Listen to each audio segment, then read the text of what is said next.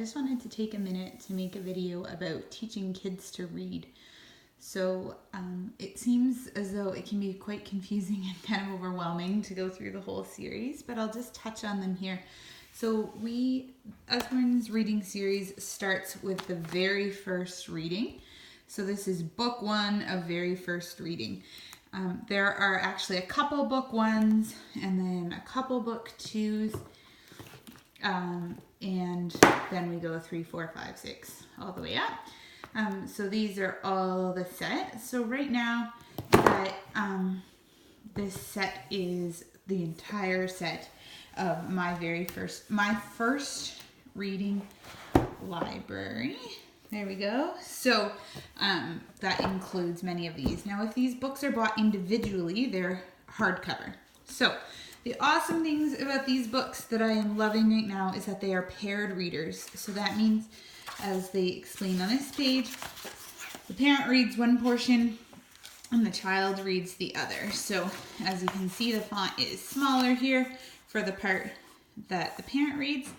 There's someone there, I'm sure of it. Sam, do stop barking. And then the child reads, sit, Sam, sit. So they're able to engage in the story while just being able to read a little bit at this stage. Just sounding out some simple words and beginning to get some of these sight words in as well. So that is book 1. As I said, there's a couple of those and then they go up from there. So that is the very first reading series. Then we have just Usborne first reading. So these ones are written as a series as well, but these ones are just a bit harder. Sorry, just a bit more difficult for them to read, and these are not paired readers. Once we move into the first reading, they're no longer paired readers. So yeah, that's the next one. And then we have another series of first reading, which are these ones, the ant and the grasshopper. These are level 1. Sorry, I mixed around the colors. The pink ones here are level 2 and the yellow ones here are level 1. So those first reading go level 1, 2, 3, 4. And then once we've completed those, then we move into young reading. And then young reading as well has levels 1, 2, 3, and 4.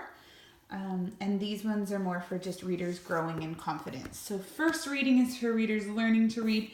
Young readers is for reading growing in confidence. I don't have any young reading 1, but I have a series 2 here. So these are actually both series 2, but right now we're just using them as read alouds at our house. So the Secret Garden.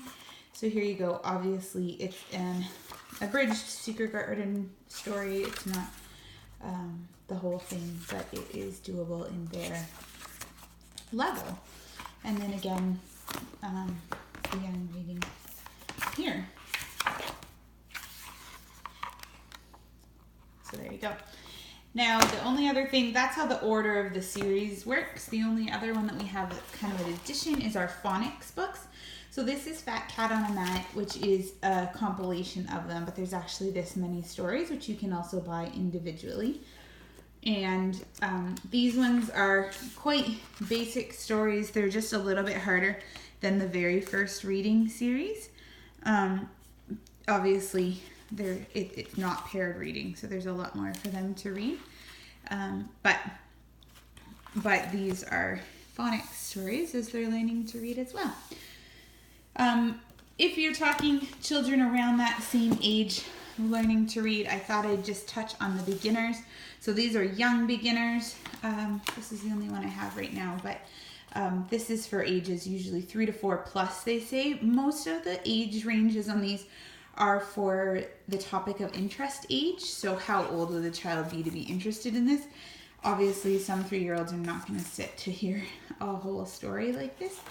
And it's going to be for much older. And I find that to be true of the beginner series because they're nonfiction and they're topic based.